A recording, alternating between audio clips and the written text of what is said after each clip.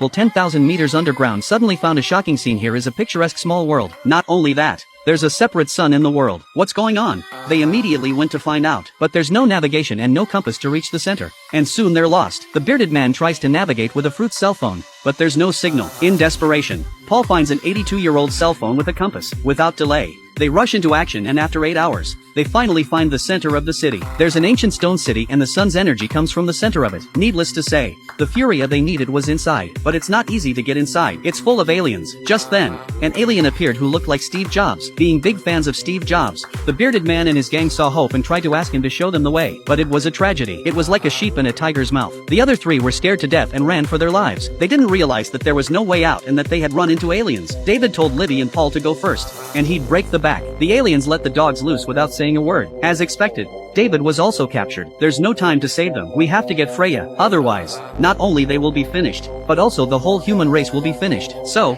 in a moment of ingenuity, they knocked out a couple of soldiers and managed to sneak into the center of Stonehenge, pretending to be soldiers. And that's when the finger Carter gave them was the key. The door was fingerprint unlocked, so they used it to open the door and get inside. As Carter said, the sun is powered by Furia and Furia is inside the Holy Grail. The two of them were about to take it away, not realizing that they'd been exposed. The bearded man betrayed them in order to survive by telling the aliens that there were survivors on the moon and that he would take them there if they agreed to stay in the center of the world. But he was wrong. Negotiating with the aliens was like asking for death. The next moment they were eaten by the aliens. David was so scared that he picked up the card pin on the ground and unlocked the shackles. Then he cried and punched Jobs twice before he escaped. At the same time, Libby also managed to get the Holy Grail. But the situation is not optimistic. Without the support of the Grail, little son fell down. In a hurry, they escaped in their dinosaur cars. David was also on his way, so David managed to get on board. But it's not that easy to get out of there. Santa and his gang are right behind him, and so is Sunny. And the sunbeam breaks the bridge without looking. Libby smacked the dinosaur on the ass and managed to use the dinosaur's strength to get over the bridge. But David and Paul were not so lucky. They were blown up by Santa's firecrackers and were blown 30 meters high. Luckily, the parabola landed on the other side of the river, so the two of them managed to survive. Santa,